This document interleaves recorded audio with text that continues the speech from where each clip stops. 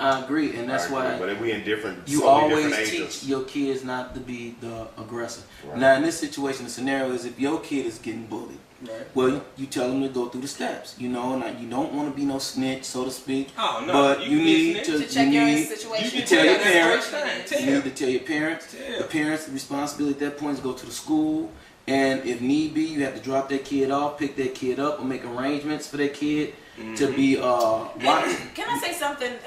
The situation like that happened in Evanston. A lady had a 10-year-old kid who was being bullied. And she thought that she was doing the right thing. She went to school administrator. She tried to help her kid out, but he ended up committing suicide for being bullied. And the thing about it is... At 10. Wow. And the thing about it is, I guess, the situation, it really depends on the type of child that you have, too. You know, you pretty much know... If you got a fighter, if your child's a little fragile. So you really have to, teach your child how to check out the situation and teach them how to respond. Sometimes an awkward situation really can be broken up with laughter. Trust me, I was skinny, I was growing up. I had people who tried to bully me. I had to be funny. You get what I'm saying? And I had to learn how to use my personality. And then from that, I became, Anyway, to make a long story short, my whole point is that I really... whooped your whole child? No, I never got whipped. You know what I'm saying? Because it just so happened that I was just a little too fast for them. They could never catch me. But I did.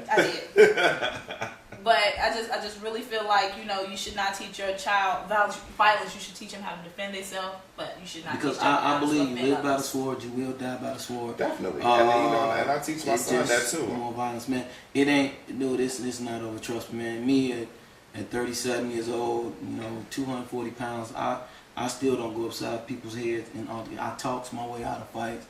And to be honest with you, I really don't think I can take a punch at this point in time in my life. And you should teach your child the difference between I can't take the downtime. It's gonna cause me to be feeling bad. I gotta work the next day. And you really gotta teach your child the difference between being a coward and a person of integrity. A person of integrity is not gonna be out in the streets brawling. A coward is, you know what I'm saying? You're not a coward by saying, I don't want to fight you, I have no problem with you, you know what I'm saying, talking your way out of the situation, because a lot of people mistake that as cowardice. No, I mean, I definitely wouldn't. I mean, as a DJ, I see certain scenarios that happen at the club. People get a little too charged off the alcohol, and certain things happen, that make grown people, erupt. So it's just like, you just gotta see what scenarios you putting yourself in.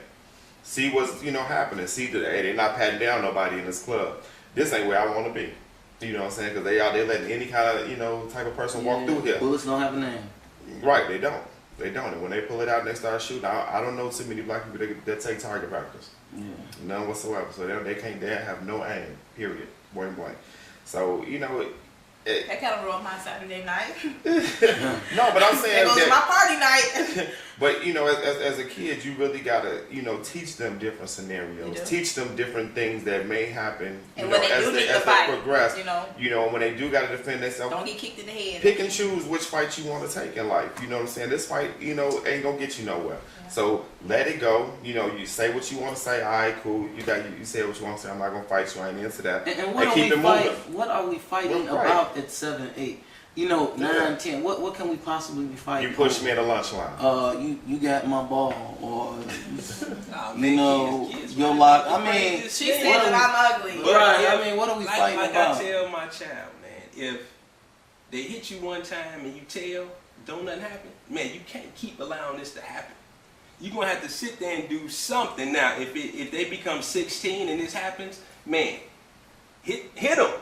Get into a fight. Now that leaves up to me and say, okay, now I'm going to reroute you on how you get to school, how you get from school, but nobody will pick on you. If you got to fight and prove who you are for these people, man, you got to do what you got to do. My mom made me do that. I had a fight like that. I was being bullied when I was younger. And we are not fighters, but my mom made me go back outside, and she told me, she said, you got to get the bully. And if you don't get the bully, you're going to have to just keep dealing with this. You don't like this feeling, you're going to have to fight. And I went and fought. And ever since then, I haven't had that problem, because it was something that it's like you sometimes have to get over that. We are definitely in a different generation. That's why I step in, and that's why I'm. And I was only 9 years old. Man, I'm coming to get you. Where you got to go, Daddy will pick you up and drop you off. You know what I'm saying? Like I tell my girls, you don't got to depend on nobody out there. You get into a fight, you come tell me. If I gotta leave work, if I don't gotta go to work, you will be safe when you go. Did you see the video they playing on TV where the security guards just standing there and watch the girl get? Dude, it's like, where's the humanity? As a human being, you should just want to protect that person, and just naturally, you know. No. Naturally, you should just want to help that If it's person. a fight, ain't no guns, no bats. Hey, Oh man, I'm gonna say, I'm Just okay. seeing another young girl just kicking in the head and waving gotta and help. kicking. I mean, just pulling her Okay, back in the well, situation. I'm gonna give you a I scenario, a real life scenario that happened at a school. You know, you got this person. You know, we talking first period. You know, these two girls going at it. You know, talking loud in the hallways, causing a ruckus. Ain't coming at each other, but just causing all this, you know, dissension in the hallway. Just for just no reason. So, third period comes. They in the hallway again, you know, on a different floor. Lunch period come, they disrupting the lunchroom. So at the end of the day, we're like, you know what? Y'all want to fight. Y'all, we finna get this out our system because this hallways ain't finna be like this. Put them in a room. Y'all go for what y'all know. Because y'all not finna end this right now. It's not gonna be ended. We can't mediate the situation. Y'all gonna keep doing what y'all do. Get in the room. And then that'll prove what they really want to do. If they really want to talk, they gonna talk. If they gonna fight, they gonna fight. No, they didn't fight. Well, They didn't fight because, you know, 9 times out of 10 they don't want to fight. Once you break it down, it's the people around them that gas people up and fuel the situation. So you take away everything that's fueling the situation, put them in the room. Go ahead. So now, what if one of the other ones would have hit the girl with the chair?